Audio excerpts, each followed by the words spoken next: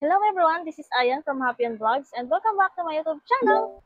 So alam niyo naman na mahilig ako magbasa ng mga comment niyo para kung sakaling may mga katanungan ay sinasagot ko. And then kapag mahirap i-explain at sobrang habang explanation talaga, so ginagawa natin ng video yan.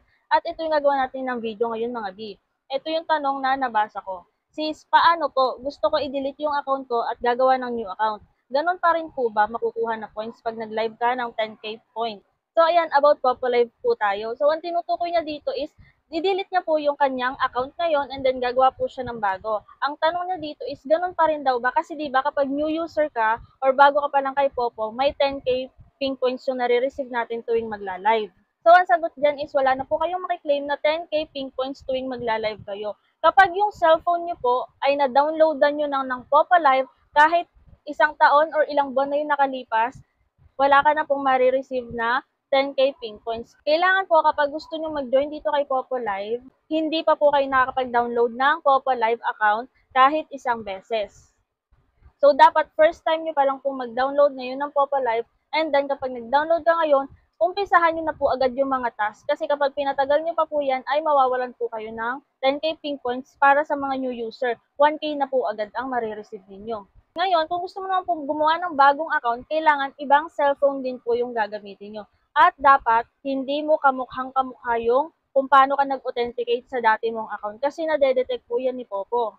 So, kung gusto mo talaga makagawa ng bagong account, try mo mag-selfie muna. Halimbawa, nakawaki ka. And then, kapag nag-authentication, nakawaki ka pa rin. Kung paano yung mukha mo doon sa picture na in-upload mo, ganun din po kapag nagpa-authenticate ka.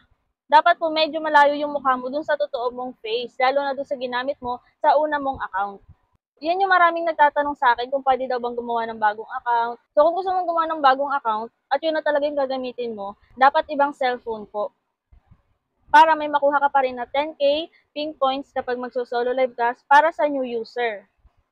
Kasi kung dyan mo ulit i-download sa cellphone na pinag-downloadan mo ng main account mo, nadedetect na po yan ni Popo na user ka na dati. Tapos may mga nagtatanong pa dyan na kung yung dummy account daw ba pwedeng ipa-authenticate sa kapatid or sa ibang tao. Kung halimbawa yung dummy account nyo is pag-iipunan nyo lang naman po ng coins, huwag nyo na pong i-authenticate para mas safe. Hindi na natin siya kailangang i-authenticate kasi iipunan lang naman natin siya ng coins para may pang-send tayo or pang-laro, di ba?